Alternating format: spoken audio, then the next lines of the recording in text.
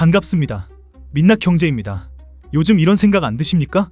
회원가입 한 번 하려면 온갖 인증에 별도 앱 실행까지 이렇게까지 사람을 지치게 만드는데 정작 내 정보는 왜 맨날 털리는 거야? 지난 영상에서 민낯경제는 우리 정보의 가격이 단돈 1,000원에 불과하며 대기업들이 우리 일상 너무 깊숙이 박혀 죽일 수조차 없는 존재 Too Embedded to Kill이 되었다는 민낯을 다뤘습니다. 오늘은 그 비극이 시작되는 지점을 파헤쳐 보겠습니다. 대체 그들은 왜 보안은 뒷전이면서 우리만 이토록 괴롭히는가? 기술이 없어서일까요? 아닙니다. 이 해괴한 번거로움 자체가 누군가에겐 거대한 수익이자 사고가 났을 때 도망갈 완벽한 개구멍이기 때문입니다. 당신이 결제할 때마다 느끼는 그 지독한 짜증의 실체, 지금부터 숫자로 증명해드립니다. 1,000억짜리 문자 메시지, 오늘도 본인 인증 문자 몇 번이나 받으셨습니까? 숫자 6자리 입력하는 그 짧은 순간 그저 귀찮다 하고 넘기셨겠지만 사실 그 한 번의 클릭은 40원짜리 유료 통행료입니다. 숫자를 키워볼까요? 2025년 기준 우리나라 본인 확인 처리 건수는 연간 약 25억 건에 육박합니다. 결제할 때뿐만 아니라 회원가입할 때, 아이디 찾을 때, 성인 인증할 때마다 우리가 누르는 그 문자 한 통이 다 돈입니다. 건당 수수료 40원을 역산해보면 매년 1,000억 원에 달하는 거대한 시장이 나옵니다. 우리가 휴대폰을 붙잡고 씨름하는 그 1분이 모여서 누군가에겐 매년 1,000억 원이 넘는 마르지 않는 샘물이 된다는 뜻입니다. 그런데 이 1,000억 원, 우리 정보를 더 안전하게 지키는 보안 서버 구축에 쓰일까요? 아니요. 이 돈은 통신사와 인증 대행사가 챙겨가는 아주 확실한 통행료일 뿐입니다. 당신이 허비하는 그 귀한 시간이 매년 1,000억 원대 현금 흐름으로 치환되어 누군가의 배를 불리고 있습니다. 보안은 뒷전이고 인증 장사만 판을 치는 시장, 이게 우리가 겪는 첫 번째 민낯입니다. 자, 그런데 더 기가 막힌 건 이 다음입니다. 1,000억 원대의 통행료를 내고 간신히 결제창에 들어왔더니 거기선 더 복잡하고 기괴한 수수료 파티와 책임 핑퐁이 기다리고 있거든요. 결제판에 사인방과 책임 핑퐁. 대체 결제창 하나 띄우는데 왜 이렇게 많은 단계가 필요할까요? 네이버페이로 3만원짜리 영양제를 사는 순간을 예로 들어보죠. 여기엔 순식간에 4명의 플레이어가 달라붙습니다. 구조에 따라 일부 차이는 있지만 가장 보편적인 4단계 모델 기준입니다. 첫째, 가맹점. 영양제 파는 쇼핑몰이죠. 돈만 입금되면 물건 보낼게 하고 기다리는 판매자입니다. 둘째, 피지사. 네이버페이 같은 곳입니다. 카드 고르세요. 결제창 띄워드릴게요. 하는 온라인 키오스크 역할을 합니다. 셋째, VAN사. 가장 생소하시겠지만 핵심입니다. 네이버페이가 카드사 본사에 이 사람 3만원 결제해도 돼요? 라고 물어볼 때 그 데이터를 배달해주는 전용 통신 전령입니다. 마지막 넷째, 카드사. 돈 있네. 결제 승인. 하고 최종 허락을 내리는 본사 금고지기입니다. 해외, 특히 미국 같은 시장은 결제 단계를 가볍게 가져가면서 사고 시 차지백, 즉 거래를 즉시 뒤집는 사후 구제 제도가 강력하게 작동합니다. 그런데 한국은 정반대입니다. 왜 이렇게 복잡하게 쪼개놨을까요? 수익을 나눠 먹기 위해서이기도 하지만 진짜 이유는 사고가 났을 때를 대비한 겁니다. 문제가 생기면 이대시서. 우리 키오스크는 정상인데? 데이터 배달 사고 아니야? 카드사 서버 문제인데 라며 서로 책임을 떠넘기기 딱 좋은 구조거든요. 레이어가 많을수록 책임은 n분의 1이 되고 기업은 면책의 구멍을 찾기가 쉬워집니다. 보안의 역설, 내 시간은 기업의 보험료다. 자, 이제 본질적인 질문을 던져봅시다. 왜 한국의 기업들은 이토록 결제 과정을 복잡하게 만드는데 혈안이 되어 있을까요? 우리가 편해지면 자기들도 돈을 더 벌 텐데 말입니다. 여기서 우리는 보안의 경제적 치환이라는 민낯을 마주하게 됩니다. 기업 입장에서 보안은 철저히 비용의 문제입니다. 해킹을 완벽하게 막으려면 서버를 요새화하고 최고 수준의 보안 인력을 상시 배치하며 24시간 실시간 탐지 시스템을 돌려야 합니다. 이건 매년 수백억, 수천억 원이 꼬박꼬박 나가는 생돈입니다. 그런데 이 비용을 아주 획기적으로 줄이는 방법이 하나 있습니다. 바로 기업이 해야 할 보안의 의무를 소비자에게 떠넘기는 겁니다. 기업이 금고를 두껍게 만드는 대신 손님에게 올 때마다 옷을 다 벗고 결백을 증명하라고 요구하는 식이죠. 생각해 보십시오. 기업이 데이터 금고를 튼튼하게 관리했다면 우리가 매번 휴대폰을 들고 내가 나임을 증명할 필요가 있을까요? 없습니다. 하지만 기업은 선택했습니다. 비싼 기술 투자 대신 소비자의 시간과 감정 노동이라는 공짜 자원을 쓰기로 한 겁니다.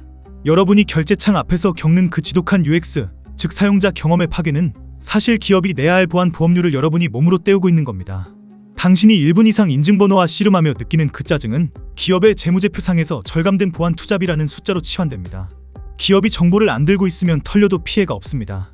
그런데 한국 기업들은 정보를 일단 다 긁어모읍니다. 그래야 마케팅도 하고 돈도 되니까요. 결국 구조는 이렇게 짜입니다. 정보는 기업이 다 가져가서 돈을 벌고 그 정보를 지키는 데 드는 귀찮음과 리스크는 소비자가 인증이라는 노가다로 분담합니다.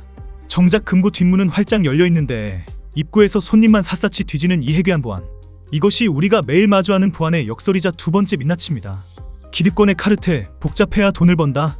여기서 우리는 한 걸음 더 들어가야 합니다.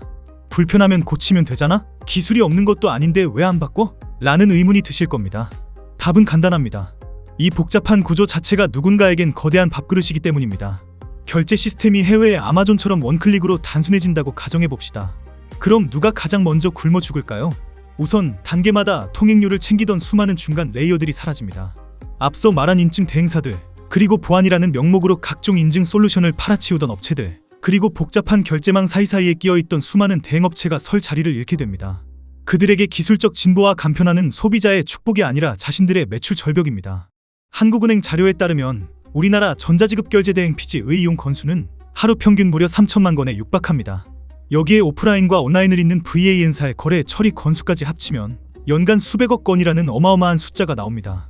생각해 보십시오.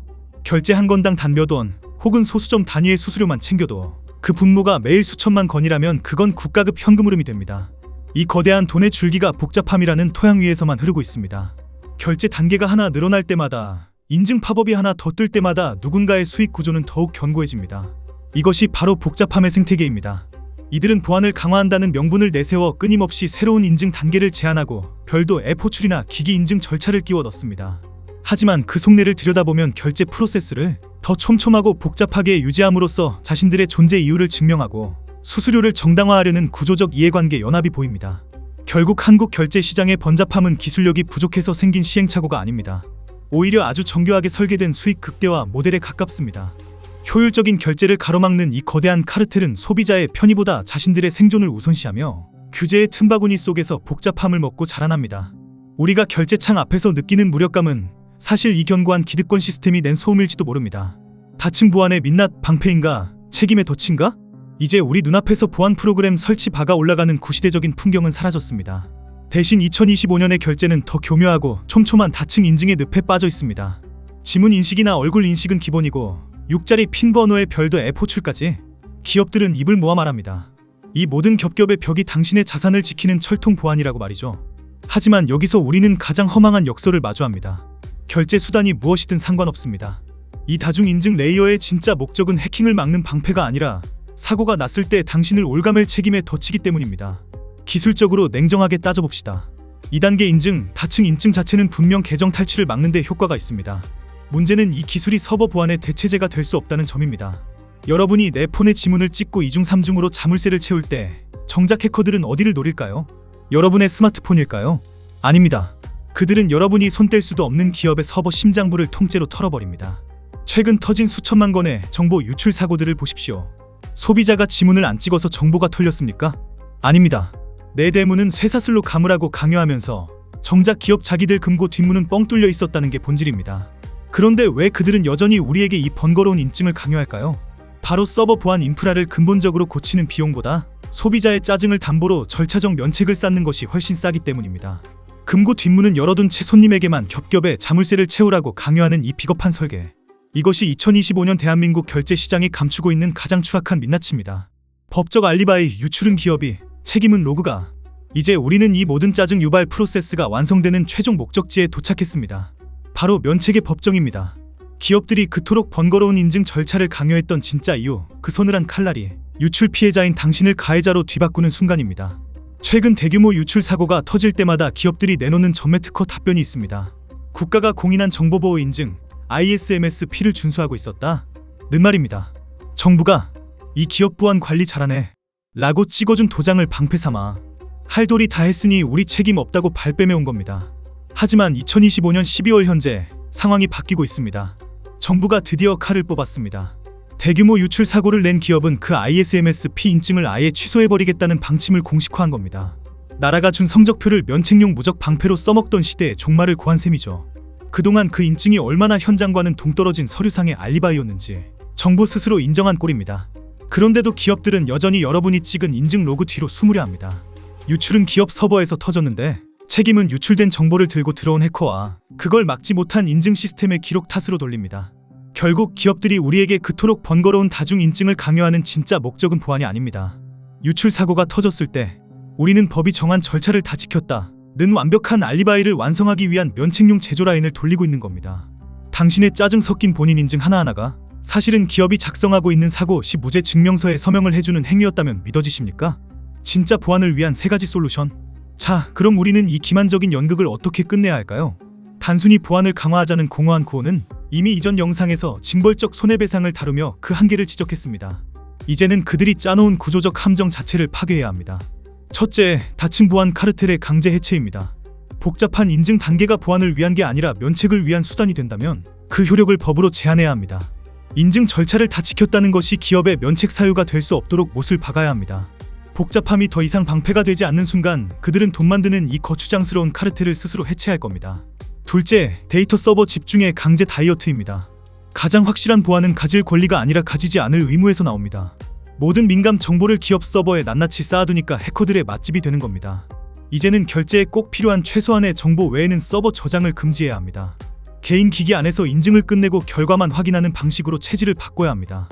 우리 정보를 너희 서버에 고여있게 하지 마라. 이것이 2025년 우리가 요구해야 할 가장 강력한 보안 정책입니다. 셋째, 입증 책임의 완전한 전환입니다. 지금은 사고가 나면 소비자가 나는 잘못이 없다는 걸 증명해야 하지만 이걸 정반대로 뒤집어야 합니다.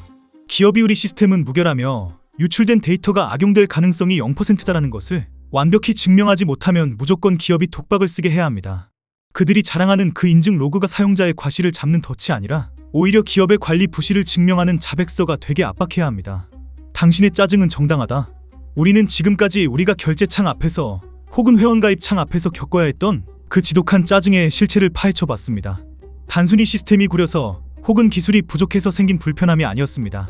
매년 1,000억 원이 넘는 본인 인증 통행료를 챙기는 카르텔, 서버 보안에 쓸 돈을 아끼기 위해 소비자의 시간을 착취하는 기업의 계산기, 그리고 사고가 났을 때 당신이 인증하지 않았느냐며 면책의 개구멍으로 빠져나가는 비겁한 법적 알리바이.